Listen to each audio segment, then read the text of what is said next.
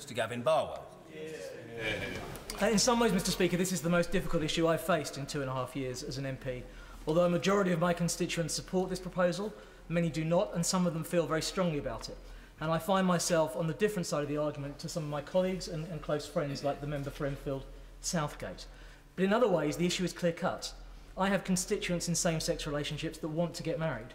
I have faith groups in my constituency that want to conduct these marriages. We've heard a lot today about religious freedom. It would be totally wrong for any church or mosque to be forced to conduct a marriage it didn't want to. But it is equally wrong that there are faith groups in this country today that want to conduct these marriages and are being prevented from doing so by the current law. There is clear public support for the proposal, and as a Conservative, I am a passionate believer in marriage as a force for good. I lament its decline in our society, and we have people that want to get married, and we're saying we're not sure if we want to allow them to do so. Are there any reasons for opposing this change? We've heard two main reasons today. One is we've been asked, can we guarantee that there won't be a successful challenge? Actually, no member can guarantee that the current law couldn't be successfully challenged. The question is there any credible risk? And the answer is no.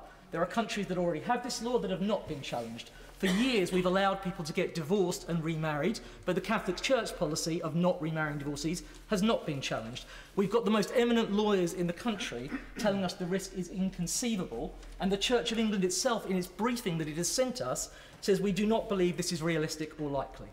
And the other point that has been put to us is that this is going to undermine marriage. Now, Mrs. Barwell suffers enough from this job. If I thought that I was going to go home tonight and be accused by the way I vote of undermining my marriage, I would not vote for it. But nobody has actually come up with a credible reason of how this is going to happen. Yes, it's controversial. It was controversial when we decriminalised homosexuality. It was controversial when we equalised the law of consent, so the age of consent. It was controversial when the last Labour government rightly legislated for civil partnerships. But once these things were done and the world did not end, public opinion changed, and that is what will happen when this legislation is passed. I am by nature, Mr. Speaker, a small c Conservative. I don't like change. There is a part of me that would like to take the world back to 1990, when my father was healthy, when I didn't have the pressures of a demanding job, and England were in the semi-finals of a World Cup. But there is another part of me that recognises the failure of this approach. For Conservatives to work, we have to accept that the world changes. If we don't, we become an anachronism. And what we have to do as Conservatives is to shape that change and try and preserve the best of what we inherited. That is what this bill does. If it becomes law, it won't undermine marriage. It won't lead to churches or mosques that don't wish to do so being forced to conduct same-sex marriages. But it will allow people who love someone of the same sex to exchange the same vows that Karen and I exchanged and to be part of the same institution. I want to end by reading something that someone posted on my website. I grew up under Thatcher, the gay son of a one-parent family in Croydon, and got used to the endless moral scopegating Conservative subjected me to. Ironic, given that I was otherwise a nice middle-class child and classic Tory voting material. The result of my experience was a hatred for Conservatives.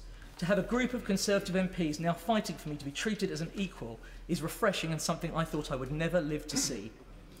Unlike the Honourable Member for Aldershot who was sitting in front of me, I am a Conservative moderniser. And to people watching this debate today, I want to end by saying this. I believe in marriage, I believe in religious freedom, and I believe that the law of this country must treat people equally. And that is why, with pride, I will walk through that lobby and vote for this bill tonight. And when I look in the mirror when I cease to be an MP, I will be proud of doing so. Yeah.